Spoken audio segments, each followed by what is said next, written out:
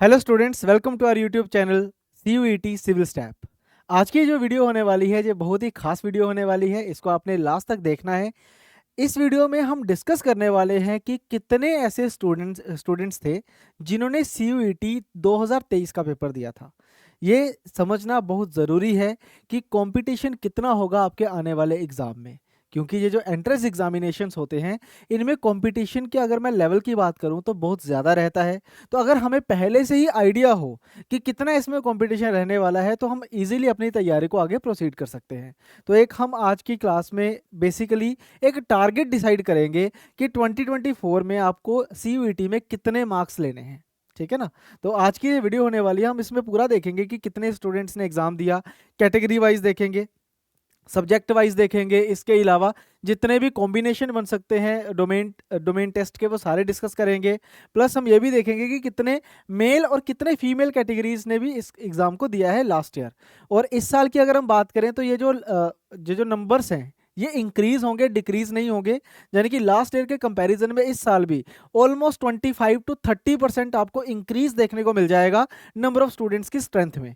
तो चलिए दोस्तों, शुरू करते हैं आज की वीडियो। अगर आप नए हो तो इस चैनल को सब्सक्राइब जरूर कर लेना, क्योंकि इस पर्टिकुलर चैनल पे हम आपको फ्री कोचिंग देने वाले हैं CUET 2024 के लिए। तो चलिए शुरू करते हैं दोस्तों आज की क्लास। सबसे पहले हम देखेंगे कि कितने टोटल स्टूडेंट्स थे। तो टोटल नंबर ऑफ स्टूडेंट्स की बात करेंगे 2023 में। जो यूनिक रजिस्ट्रेशंस थी, यूनिक मतलब अलग अलग, कि एक ही स्टूडेंट ने 2 बार नहीं करी है, एक बार ही करी है एक स्टूडेंट ने। तो टोटल लगभग 15 लाख, 14,99,790, 15 लाख लोगों ने फॉर्म को फिल किया था। जिसमें से जो अपेयर हुए थे कैंडिडेट्स वो कितने थे? 11,16,000। यहाँ पे ड्रॉप आया है, ये ऐसे ही होता है नॉर्मली। काफ़ी बच्चे फॉर्म तो फिल करते हैं, लेकिन कुछ बच्चे काफ़ी रीजंस की वजह से एग्ज़ाम नहीं दे पाते, या फिर वो देना ही नहीं चाहते थे। ठीक है, तो लगभग ये मान के चलो 3,84,000 लोगों ने फॉर्म भरा तो है, लेकिन एग्ज़ाम नहीं दिया। एग्जाम के टाइम पे वो रुक गए। उसके बाद आपको बोला गया है total number of test administered. तो इसका क्या मतलब है? ये 64,35,000। अब आप कहोगे कि भाई बच्चों ने फॉर्म भरा था 15 लाख ने, एग्जाम दिया 11 लाख ने, तो ये 64 लाख कैसे आ गया?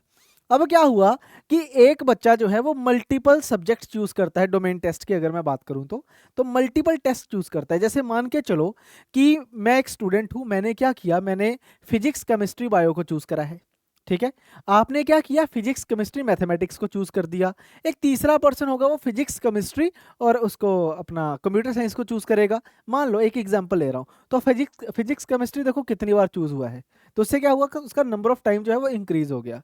जैसे आप सभी जानते हो कि एक बच्चा जो है वो 6 पेपर भर सकता है। जो एक स्टूडेंट होता है वो 6 पेपर मैक्सिमम भर सकता है। यानी कि जितने नंबर ऑफ स्टूडेंट्स अपेयर्ड होंगे उससे 6 गुना तक, उससे मैक्सिमम 6 गुना तक टोटल आपको नंबर ऑफ टेस्ट देखने को मिल जाएंगे। क्योंकि एक बच्चे ने अगर मान लो 6 टेस्ट ही भर दिए, तो अगर 11 लाख बच्चा अपेयर हुआ है तो 66 लाख टेस्ट होंगे टोटल, है ना। टोटल टेस्ट कितने होंगे? 66 लाख होंगे। बट यहाँ पे कितने हैं? 64 लाख। तो हो सकता है कि कुछ ऐसे बच्चे हैं जिन्होंने 4 पेपर भरे थे, कि जिन्होंने 5 भरे थे, इस तरीके से, है ना। ये 64 लाख का ये मतलब है। तीसरा, number of unique combinations of subject. Unique combinations का मतलब क्या है कि 6 सब्जेक्ट थे टोटल, उसमें से कुछ बच्चों ने क्या किया, इंग्लिश को देख लिया, एक GT कर लिया जनरल टेस्ट, उसके बाद 4 सब्जेक्ट ऐसे चूज कर लिए, physics chemistry bio, computer science, physics chemistry math computer science, इस तरीके से हिस्ट्री ज्योग्राफी पॉलिटी इकोनॉमी। तो ऐसे यूनिक कॉम्बिनेशन, अलग अलग कितने कॉम्बिनेशन बने थे हमारे पास? 48,779 इतने हमारे पास कॉम्बिनेशन बने थे सब्जेक्ट्स के।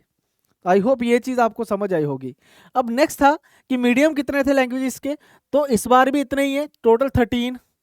ठीक है, असामीज है, इंग्लिश है, हिंदी है, मलयालम है, तेलुगु है, तमिल है, गुजराती है, ये सारे लैंग्वेज मोड ऑफ लैंग्वेजेस है। ठीक है, बंगाली है। तो 13 लैंग्वेजेस में एग्जाम होना है, तो ये तो होगा ही होगा, है ना। उसके बाद कितने फेज में एग्जाम हुआ था, यानी कि कितनी शिफ्ट्स में एग्जाम हुआ था। शिफ्ट तो मल्टीपल शिफ्ट होती है एक एग्जाम के लिए, जैसे 3 शिफ्ट होती हैं, लेकिन उसके कितने फेज हुए थे कि आज टेस्ट हो रहा है, कल भी टेस्ट हो रहा है, परसों भी टेस्ट होगा, इस तरीके से। तो टोटल 9 फेजेस में इन टेस्ट को जो है वो करवाया गया था।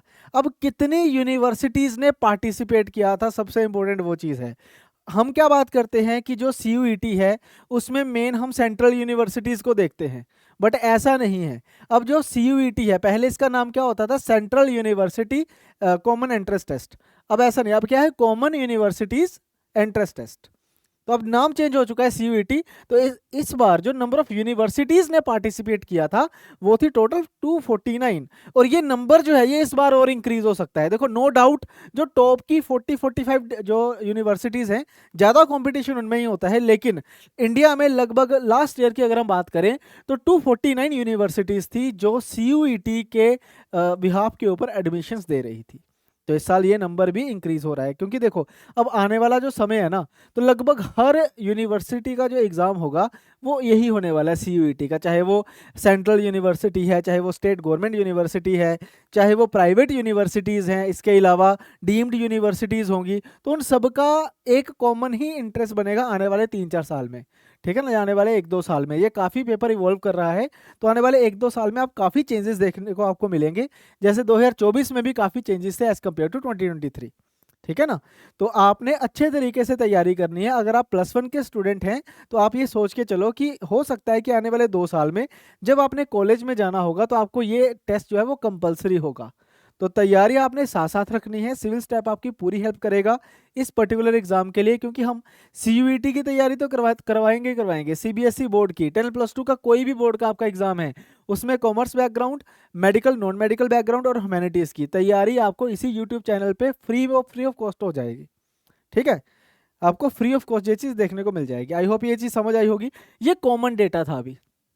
अभी हम क्या देखेंगे कि भाई मेल फीमेल कितने थे, उसके बाद हम कैटेगरी वाइज देखेंगे कि किस कैटेगरी के कितने स्टूडेंट थे, फिर हम सब्जेक्ट वाइज भी देखेंगे। तो चलिए इस वीडियो को आगे लेके चलते हैं।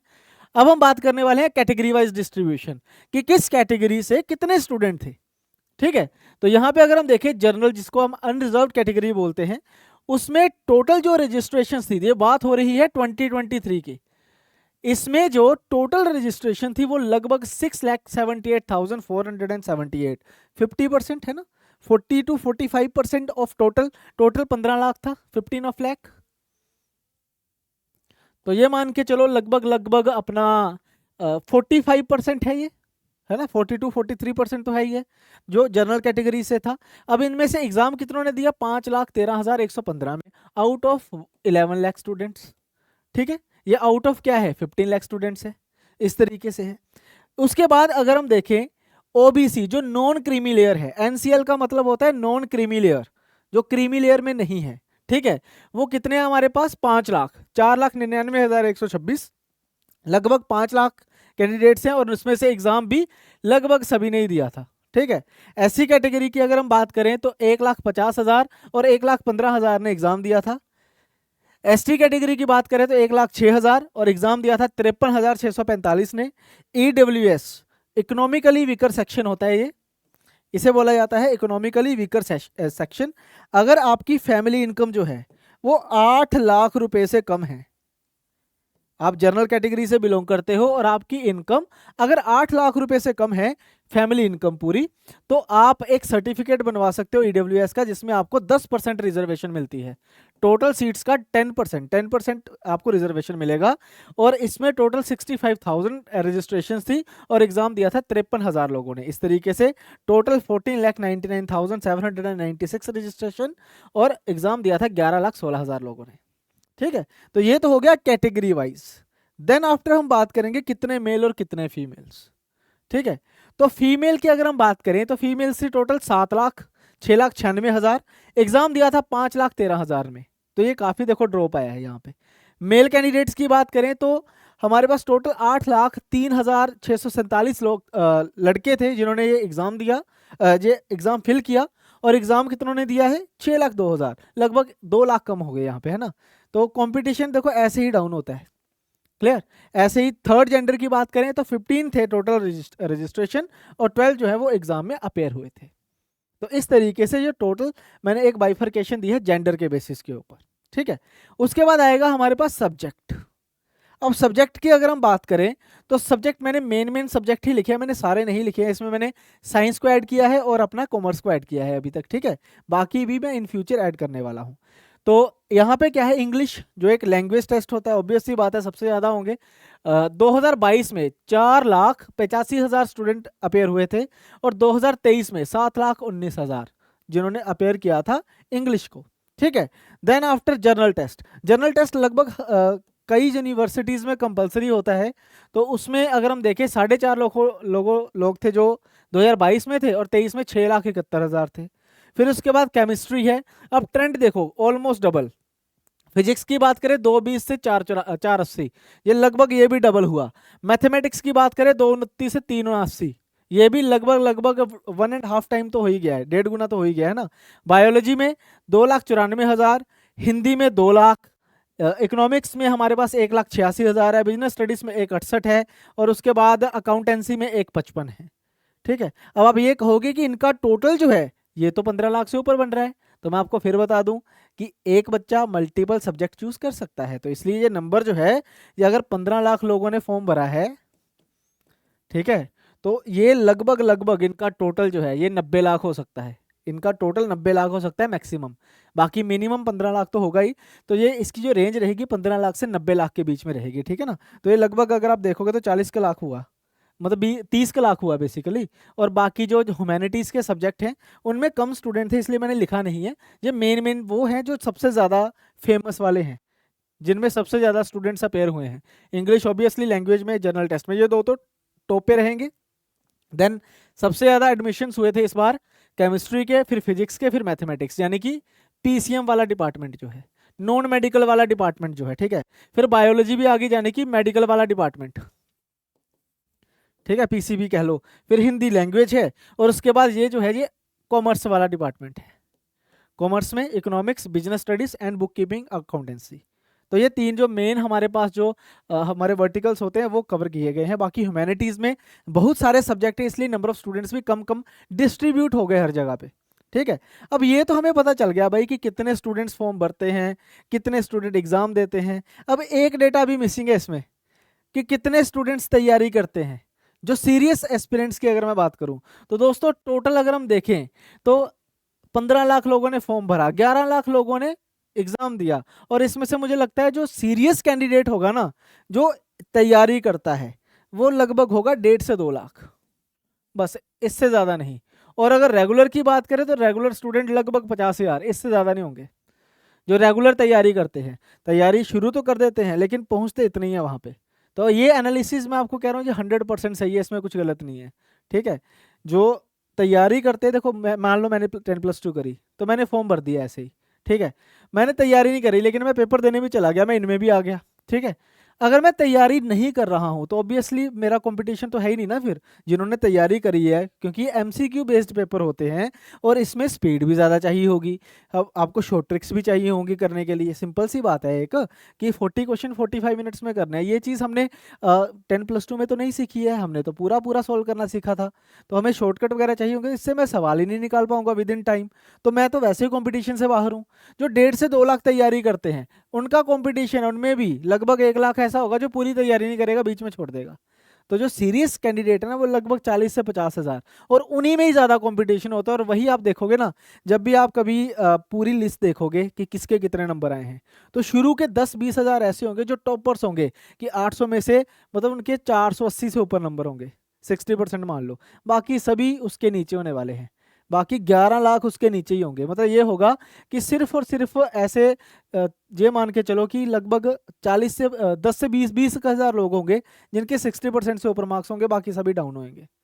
तो बात वही है कि मार्क्स तो देखो उसी के ही आएंगे जो सीरियस होगा एस्पिरेंट। और CUET इतना मुश्किल नहीं होता है, गेम सारी टाइम की है। ठीक है ना, तो टाइम को हमने बीट करना है, कैसे हमने अपना कॉम्पिटेटिव एग्जाम्स की तैयारी करें, क्योंकि कॉम्पिटिशन है ना यहाँ पे, हर जगह पे कंपटीशन ही आजकल। तो एंट्रेंस एग्जामिनेशन में तो सबसे ज़्यादा है। तो कैसे इसकी तैयारी करनी है, कैसे हमने आगे चलना है, ये सारा हम अपने यूट्यूब चैनल पे भी डिस्कस करेंगे। प्लस आपके लिए एक क्रैश कोर्स लेके आएंगे बिल्कुल फ्री ऑफ कॉस्ट, इसकी टेंशन नहीं लेनी है आपने। CUET को टारगेट करेंगे, बढ़िया तरीके से तैयारी करेंगे, बस आपने हमारे साथ जुड़ना है। हमारे यूट्यूब चैनल को सब्सक्राइब कर लो। ये चैनल नया ज़रूर है लेकिन जितने भी टीचर्स होंगे वो सभी पुराने टीचर्स हैं जिनको लगभग 10-10 साल का एक्सपीरियंस है इसी पर्टिकुलर फील्ड में। ठीक है, तो CUET को तो चाहे 2 साल ही हुए हैं लेकिन बाकी क्लासेस तो चलती रही है ना हमेशा। तो ये तैयारी हम आपको बड़े अच्छे तरीके से करवा सकते हैं। तो आप वीडियो को लाइक करो, चैनल को सब्सक्राइब करो। बाकी हम नेक्स्ट वीडियो में मिलेंगे नेक्स्ट कंपोनेंट के साथ। तब तक के लिए thank you very much, bye bye.